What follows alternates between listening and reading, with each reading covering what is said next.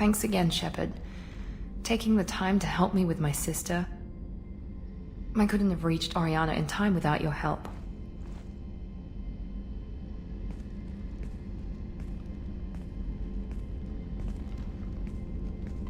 And you proved yourself trustworthy. Unlike Niket, I'm glad I got to take him out myself. Who are you trying to convince? Me or yourself? I would have liked to convince Niket. I still don't know why he betrayed me. I regret that it came to that, but I did what I had to do. Are you happy about your sister's relocation? She has what I wanted her to have. A normal life, and the freedom to choose her own path. And she knows she has an older sister. A friend. Are you gonna talk to her again? I honestly don't know. For once, I haven't planned that far ahead. I'll deal with it after our mission. I have to stay focused, and she needs time to adjust to her new home. You never told me what you talked about. I introduced myself. Her family was shocked. She adjusted quickly, of course. She's as smart as I am. She plays the violin, loves the adagio movement of Nielsen's Fifth, just like I do. She wants to work in colony development. Told a joke about it. She's really funny, something we don't share. Let me know if I can do anything else. I think I got it from here. My father has no chance at finding her family in their new location. But thank you, Commander. My sister is safe again thanks in large part to you. I won't forget that.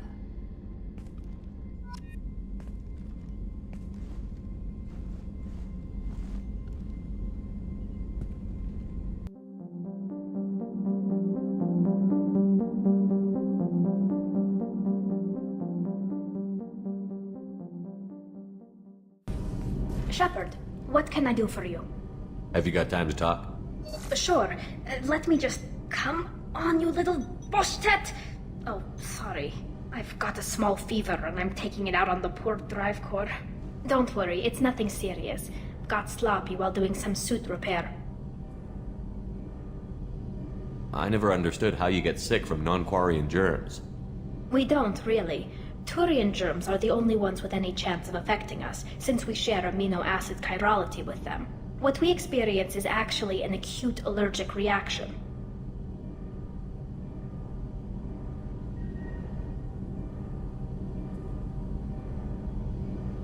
How exactly does the sickness work? It's an allergic reaction? Right. Say I get exposed to a human disease, like... What did Navigator Presley have that time? Chickenpox? I wouldn't get chickenpox, but I'd run a fever as my system reacted to the foreign presence. Depending on where it hits me, I could get other symptoms. Nausea, vomiting, everything you'd expect from being sick. How did you get sick this time? I took some fire in a fight back on the Allerai. Nothing serious, but I needed to open my suit to check the wound. I disinfected properly, but one of the section seals had taken some damage, and foreign matter got out of the disinfected zone. It was a stupid mistake. You always check your seals before doing local treatment. Unless you forget. Then you get a damn fever. You can seal off part of your suit? Right. Like dropping emergency doors on a ship during a hull breach. It won't stop an infection that gets into my bloodstream, but it prevents a surface infection from spreading. Were your immune system stronger before the Geth drove you from your homeworld? Not as strong as those of most races, definitely. I'm not a biologist, but there's a theory about it. Because our planet lacked insect life, plants developed symbiotic relationships with large animals to spread seeds or pollen. Most viruses on our world were partially beneficial, so our immune systems evolved to be weak. They were more likely to adapt to contamination than fight it. But Quarians colonized other worlds. They couldn't all have been like that. They weren't. Most colonists went through a period of mild illness before adapting to the new environment. When the Geth took the homeworld in our colonies, the sterile environment on the flotilla ruined our immune system's adaptability. Even if we colonized a new world or reclaimed our own, we'd need a long process of bioengineering to recover. I don't know if I could live inside a suit my whole life. We are in our suits even among family. The most intimate thing we can do with another Quarian is link our suit environments. We get sick at first, and then we adapt. It's our most important gesture of trust, of acceptance. I haven't trusted anyone enough for that, though. Except... well, no Quarians. You know what I mean. I appreciate the thought, Tali, and I feel the same way. But you don't have to prove anything to me. I know. Well, not that I know, but I didn't mean it like that. It's wow, it's really hot in here. It's just that the tradition also signifies a willingness for, intimacy. I wasn't trying to... It's not always like that. It's more... how did we even end up talking about this? Wait a minute. It sounds like you're suggesting something, Tali. What could I possibly be suggesting? I mean, a young woman gets rescued by a dashing commander who lets her join his crew and then goes off to save the galaxy? How could she possibly develop any kind of interest in him? This mission will be risky enough. I can't jeopardize your health for that. No matter how much I'd like to. But you'd like to? Good to know. Anyway, I should get back to work. But thanks for coming by and talking.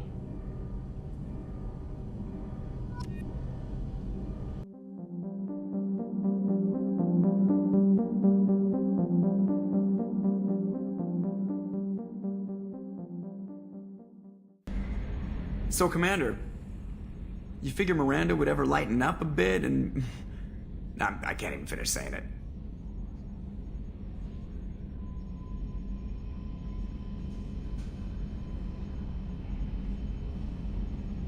What do you think about the people we're picking up? Well, about the ones you went out with last, I would never say anything against Miranda and expect to survive the reprisal. I like Kasumi, but why do I feel like I need to check the Citadel for parts she may have pawned? It's just my opinion, though. There's really no need to go spreading it around. That's it for now. See you, Commander.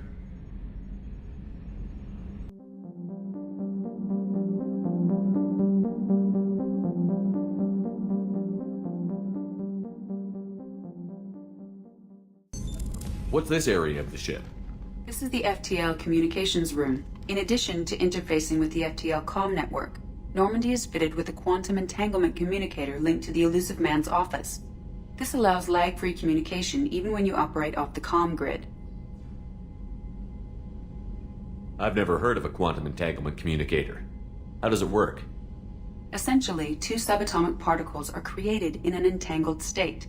One is installed here, and the other in the Elusive Man's office. When one particle occupies a given quantum state, its entangled partner will always enter the opposite state, no matter the distance between them. If we alter the state of our particle, that alters the state of the Elusive Man's. This allows us to send data in the form of quantum bits. Why aren't these used everywhere? Each quantum pair costs nearly as much as a comm relay, and can pass only one quantum bit of data at a time. In addition to the cost and bandwidth issues, the system is strictly point-to-point. To contact 100 different worlds, we would need to manufacture and install 100 entangled pairs, one link to each world. That's all for now. Logging you out, Shepard.